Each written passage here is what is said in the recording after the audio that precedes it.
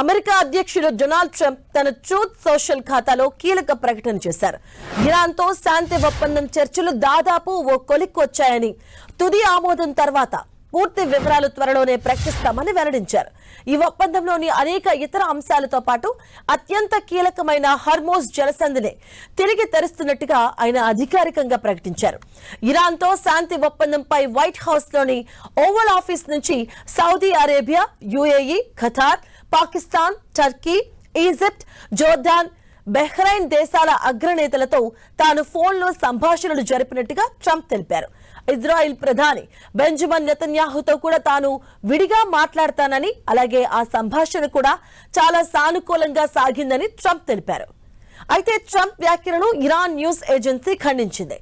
Hormuz జలసంధి పాత స్థితికి చేరుకుంటుందంటూ ట్రంప్ చేసిన ప్రకటనలో నిజం లేదని ఇరాన్కు చెందిన ఫార్స్ న్యూస్ ఏజెన్సీ నివేదించింది. జలసంధి గుండా ప్రయాణించే నౌకల సంఖ్యను యుద్ధానికి ముందు నాటి స్థాయికి అనుమతించేందుకు ఇరాన్ అంగీకరించలేదని తెలియజేసింది.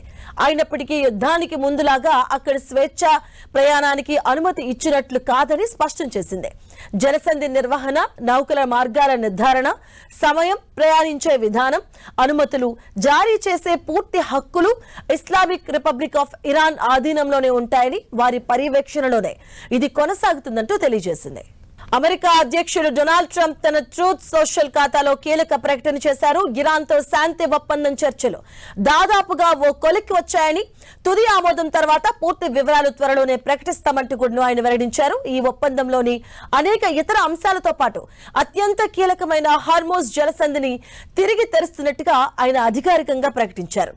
ఇరాన్తో శాంతి ఒప్పందంపై వైట్ హౌస్ లోని ఓవల్ ఆఫీస్ నుంచి Saudi Arabia, UAE, Qatar, Pakistan, Turkey, Egypt, Jordan, Bahrain దేశాల అగ్రనేతలతో తాను ఫోన్లో సంభాషణలు జరిపినట్టుగా ట్రంప్ తెలిపారు. ఇక ఇజ్రాయిల్ ప్రధాని బెంజమిన్ నెతన్యాహుతో కూడా తాను విడిగా మాట్లాడానని, ఆ సంభాషణ కూడా చాలా సానుకూలంగా సాగిందంటూ ట్రంప్ తెలియజేశారు. అయితే ట్రంప్ వ్యాఖ్యలను ఇరాన్ న్యూస్ ఏజెన్సీ ఖండించింది. హర్మోజ్ జలసంధి పాత స్థితికి చేరుకుంటుందంటూ ట్రంప్ చేసిన ప్రకటనలో నిజం లేదంటూ ఇరాన్కు చెందిన ఫార్స్ న్యూస్ ఏజెన్సీ నివేదించింది.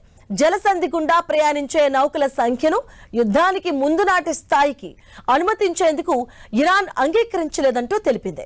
అయినప్పటికీ యుద్ధానికి ముందులాగా అక్కడ స్వేచ్ఛా ప్రయాణానికి అనుమతి ఇచ్చినట్లు కాదంటూ స్పష్టం చేసింది.